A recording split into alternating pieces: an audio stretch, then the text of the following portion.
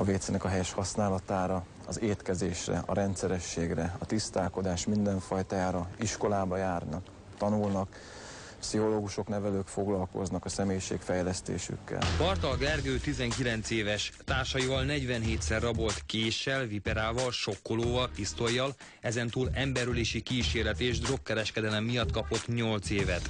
Nem csak én szurkáltam meg, nem csak én vertem meg. Ha volt olyan gyerek, aki például nagyon vertünk sokkolóval, magára nem ismert a gyerek.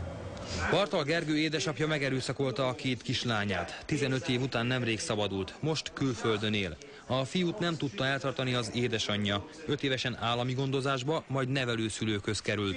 Mindenhonnan megszökött. 10 évesen elkezdtem a kábítószerhelytásnak, jött a füves cigi, utána jött az ecstasy tabletta, a speed, utána azt is még csak először orba szívtam, vagy beledobtuk italba, megittam abból, és utána ugye jött az injekciós tű. És ezt meg minden áldott napra. Ahogy erre rákattantam, mondtuk, ezt elkezdtem árulni, és csak a kábítószerért éltem. Tökölön alig akad olyan fiatal, aki nem drogozott kint. Bartal Gergő a napi adagjáért, meséli, bármire képes lett volna. Fligauf Gergely börtönpszichológus. 20 éve dolgozik a büntetés végrehajtásban. Smasszerként kezdte, most a rendőrtiszti főiskolán tanít, emellett internetes blogban írja meg tapasztalatait. A szakember azt mondja, a mai iskolarendszer nem tud mit kezdeni a problémásnak tartott gyerekekkel. Az áldozatokat nem tudja megvédeni az erőszakoskodóktól, őket meg saját maguktól. Pedig a börtönpszichológus szerint csírájában kellene, és csak akkor lehetne elfojtani a folyamatot. Azzal kezdődik ez, hogy 3-4 gyerek, aki otthon nem kap enni, az elveszi egy gyerektől az uzsonnát, elveszi a tornazsákot, elveszi a baseball sapkát, így kezdődik. Aztán jönnek a nagyobb balhék, és jönnek a kicsapások, majd az utcatörvényekkel. Nem is ismerhetik meg, nem is értik a normális normákat. A társadalom elutasítja őket, és viszont azt látják, hogy mindig az erősebb győz, és ők győzni akarnak, bármi áron. Azokat az értékeket kezdik követni, amit a média sugall. Az pedig a pénz, a vagányság. Meg kell nézni egy ilyen videoklipet, ami megy a zene tévéken. Ezt nézik leggyakrabban. Emellett természetesen van a erőszakkultusz is, ami már az ő lelkükben megvan. A börtönben pedig már mindent átitat az erőszakkultusza. Itt ugyanis csak az tud érvényesülni, halljuk mindenhol, akinek vastagabb a karja, aki nagyobbat tud ütni. 2. Egy felnőtt fogvatartott bármennyire menő, és bármennyire is nagy izma van, az akár egy tekintettel elrendezi. Kész, le van játszva. A gyerekeknél nincs ez. Mert kialakulatlan a személyiségük, és nem működnek még a belső gátjaik. És különben is ezt a mintát látták a világban, állítják kriminológusok. Nekik még a konfliktuskezelő képességük nem alakult ki. Ezt mondja a parancsnok is, meg azt, hogy a felnőttek nem izomból, hanem pénzzel, pontosabban cigivel, kávéval rendezik a konfliktusokat. Nekik futja rá, a tinédzsereknek nem. A kávé, a dohány a legnagyobb érték itt, ezért harcolnak és ezzel üzletelnek egymással a rabok. Itt semmit sem adnak ingyen, mindenki úgy éli túl a börtönt, ahogy tudja, sokan mások szükségéből húznak hasznot. Radics Jánost és Kalas Gergőt például a börtön egyik uzsorás párosaként emlegetik a foglyok. Kalas Gergő és Radics János bűntársak voltak kint, bent is összetartanak. Együtt loptak, raboltak, azt sem tudják hányszor. Összesen 6 évet kaptak, ebből már 4-et leültek. Jöttek hozzám dohányért, adjak nekik, én adtam dohányt, kávét. Milyen feltételekkel? Hát 1-3-ba. Ez mit jelent? Hát, hogy egy dohányt adok ki, és 3-at kell visszaadjanak. Börtönben ez így megy, 1-2, 1-3. A fiú azt állítja, csak egyszer adott kölcsön uzsorakamatra, és akkor is pórul járt. Leraktak a fogdára, mert kitalálták, hogy én elvettem a cuccukat, meg hogy megvágtam azt a gyereket. Tény, hogy a gyerek lábát 12 öltéssel kellett összevarni, és a 2 fiú azért került az enyhébb börtönkörletről a szigorítottba, mert az adósok szerint veréssel, fenyegetéssel hajtották be a tartozásokat. Arról van szó, hogy ütni kell, boxolni kell, akkor te mész és boxolsz. És így kihívod magadnak azt, hogy igen, ő kiütötte ezt, ez jó gyerek volt, kiütötte, akkor ő még jobb gyerek. A jó gyerek odabent egészen mást jelent. Ők a legütőképesebbek, belőlük van a legkevesebb. Egy-egy körletnek 2-3 igazi menője van. Börtönnyelven ők viszik az egész szintet. Tőlük tart mindenki, ők egymással ritkán kötözködnek. Utánuk jönnek a zárkamenők, ők a saját cellájuk urai. A legtöbb elítélt valahol középen áll a ranglétrán. Ők tudják, hol a határ, kinek érdemes visszaszólni. A vezéreknek például nagyon nem. És a sor végén vannak az alatvalók. Kiből lesz Csicska?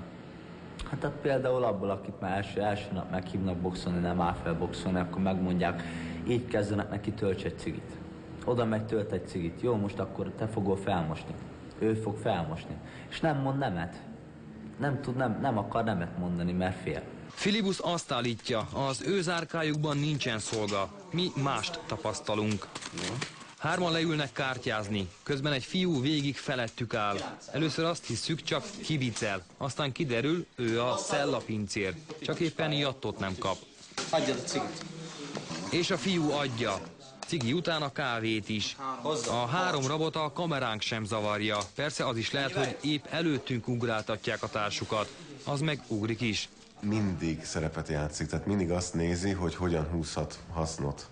Erre egyrészt az élete, amit kint megtanult az utcán, az serkenti, másrészt pedig a börtönnek a valósága. Tehát minél nagyobb státuszt ér el, minél tovább beszél mondjuk egy interjú esetén, minél jobban túloz, annál több respektje van a többiek szemében. Szerepjáték ide vagy oda, a szigorított körlet sok cellájában forgatáson kívül is azt láttuk, hogy mindig ugyanaz a pár ember csavarja a dohányt.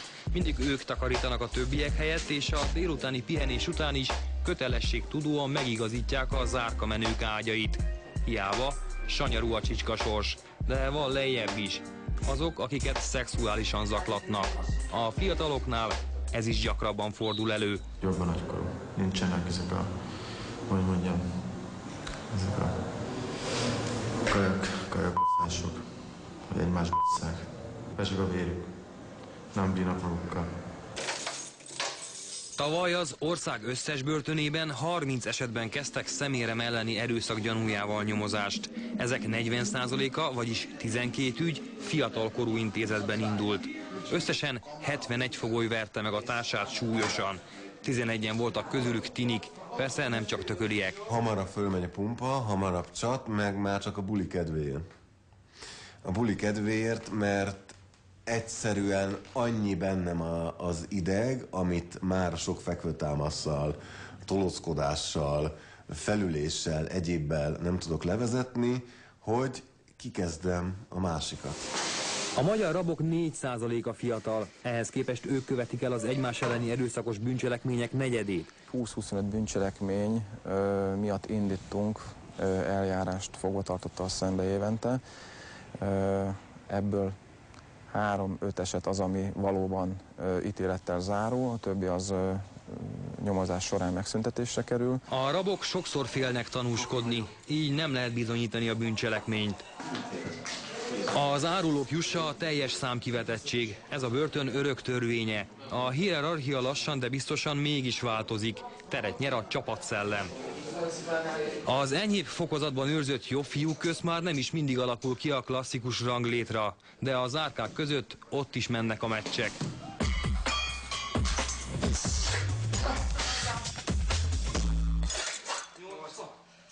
A rab rangsorban ma már nem csak az erő, a saját erő számít, mondja a szakember. Az is döntő lehet, hogy ki hol született. Az egy megyéből származók akkor is bevédik egymást, ha csak annyit tudnak egymásról, hogy földik. Van ment egy, most nem mondok, XY földi, akkor lehet, hogy neki nem kell verekedni, de lehet, hogy verekednie kell azért, hogy kiállhasson mellette. Hogy lássa, hogy kiáll-e magáért, vagy nem. Mert aki nem üt magáért, azért a földi sem, és aki egyedül marad, az könnyen a menekítő zárkában találhatja magát. Széber Ádám pontosan így járt. Ő most 8 magával él az egyik menekítő, hivatalos nevén pszichoszociális zárkában. 4 hónapig bírta a cellájában, aztán át kellett onnan helyezni. Szétcsapták a számot, és több mint 2 hétig voltam kórházban. Maradt egy ilyen örökmosoly is. Széber Ádám nem tett feljelentést. Örül, hogy ennyivel megúszta. Barnabásnak, az újoncnak nem volt ekkora szerencséje. Ő belehalt a gyalázatba. Zárkatársai előbb sorban megerőszakolták, majd felakasztották 2 éve.